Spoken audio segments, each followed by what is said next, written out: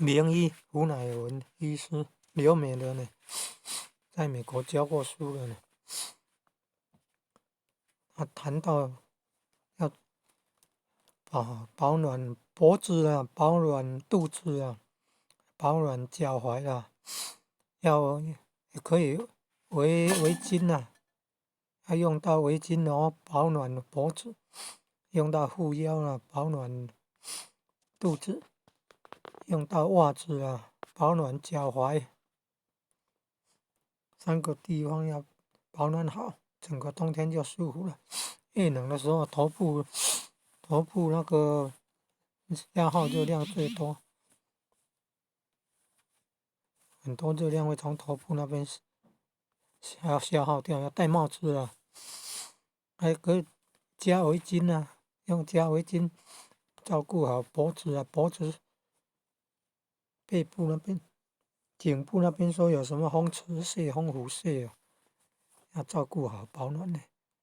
然后来肚子，男的怕露背，背部是督脉是阳脉嘛，女的怕露肚子，肚子前面是任脉嘛。女人的肚子不保暖的，子宫会虚寒呢，不孕症的麻烦呢。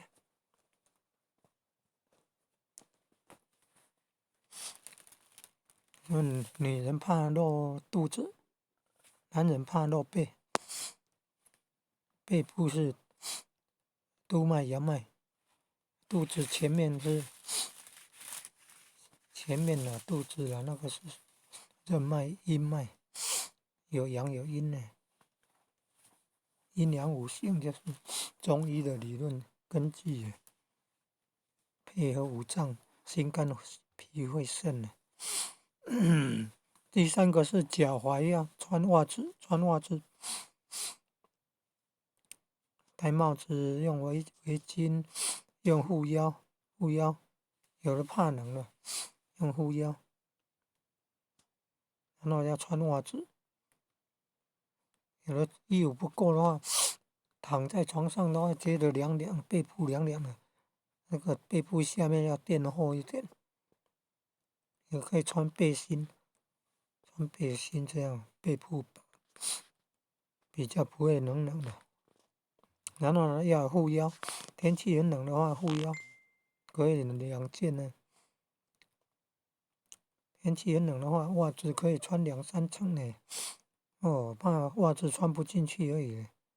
戴帽子头部戴帽子包到剩下鼻子呼吸眼睛也要看的地方也要留下来啊。半夜要起来上厕所也很麻烦的。按那个靠近脚踝的地方，下肢小腿靠近脚踝的地方，按那个穴道，按5分钟啊。小腿要按摩了，小腿是第2个心脏啊。